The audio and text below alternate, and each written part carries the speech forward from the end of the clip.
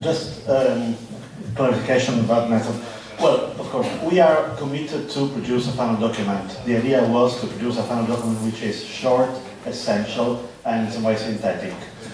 Your task is very easy because you're not bearing any responsibility in what the document says, but we are asking your help in commenting it.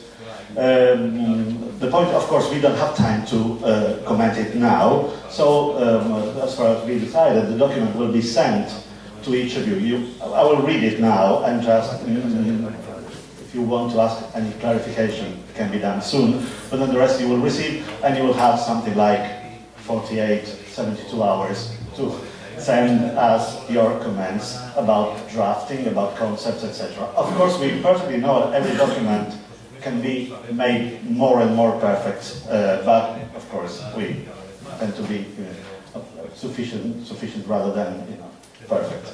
That's the idea. We tried to, another clarification before reading it, we tried to move within the uncomfortable balance of being dictatorial, i.e. deciding the model of observatory we like, or being in some way able to listen rather than to speak. So to form a reasonable picture of what is happening now, pointing at possible developments that we judge important. So we are not, and of course the second was our choice, so we are not in some way saying the observatories that don't do like this are wrong or something like this. We're just saying, with the present state of the art, we could imagine that we are imagining that some developments are in some way desired and they can produce some improvement. That's it. So very modestly, we're not very humbly, we're not sculpting anything on bronze. We can start from the next slide, which is, I just read it to be clear. I know it's boring, but I need to read it. So the idea is, this is devoted to situation. The European landscape of cultural observatories is rich and varied. Institutional format, organizational structure, resources, goals and action are quite heterogeneous. This must be considered an element of vitality and democracy, responding to the wide range of needs and expectations on the part of local communities, cultural actors and administrations. This implies in some way what's happening now, a very wide dispersion of observatory. We want to pick the fertile element in this rather than believing that observatories are right or wrong. Of course, in this document we speak about observatories not necessarily being victim of the label. So whoever observes, independent of the actual name it's chosen, observatories that don't call it as such, don't call themselves as such, but they actually act as observatories. We can go on to the next slide.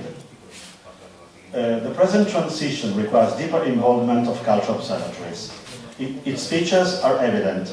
Public budgets for culture are subject to cut, while creative industries are viewed as a driver for economic growth. Cultural markets are converging and incorporating technology.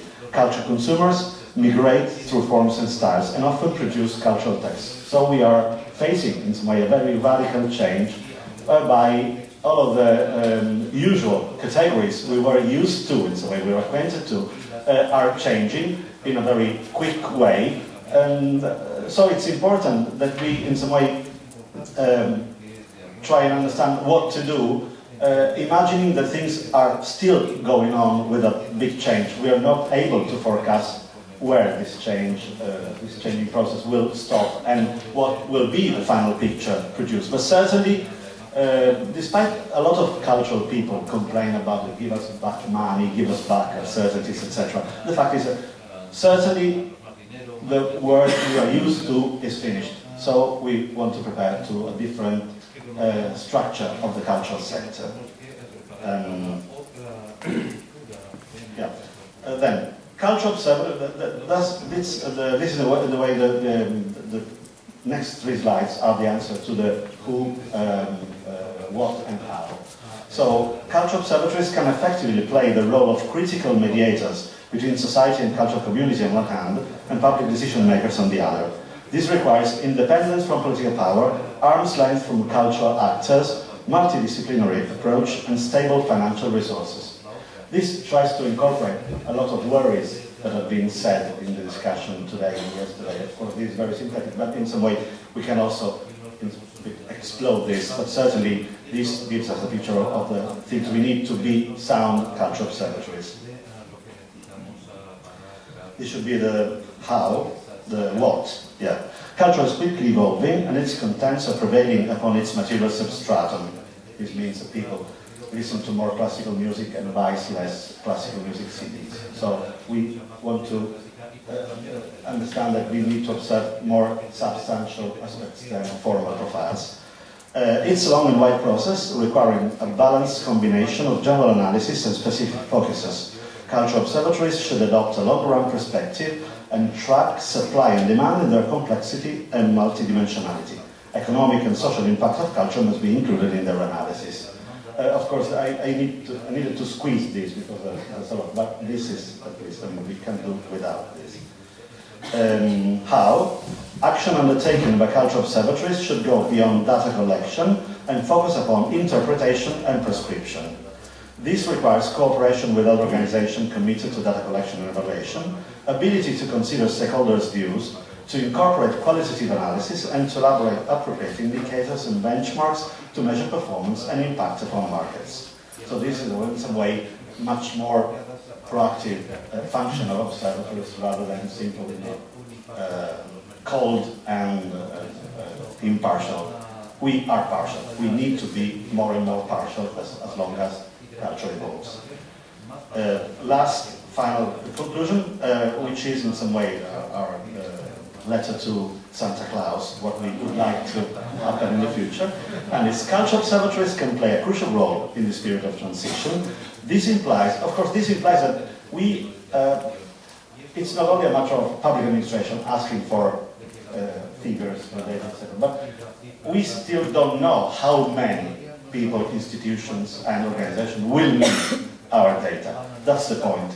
And this would, in some way, if not eliminate, but dilute the worry about, okay, we can be influenced. Because when people ask us for critical information, they know that we are producing critical information in a partial way, but in a partial but not a partisan way. And this is quite important. I mean, we've been working for, say, 12, 13 years in our observatory in Emilia-Romagna, and actually nobody ever questioned about the substance of our analysis. So I feel quite confident of our ability to eliminate the danger of being in some way influenced from outside.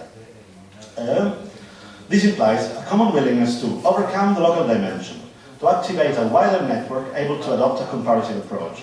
In such a way, the complex evolution of culture can be properly interpreted and its dynamics optimized within a wider territorial scope and a long-run view.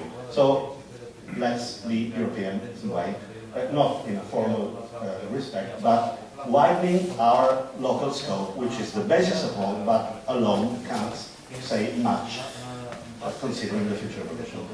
This is it. So, of course, but now I think that we can leave some minutes for questions about clarifications, but please don't make suggestions, because this, it's been already complicated to draft all of this, and to correct it as long as we were listening to your comments and suggestions and remarks.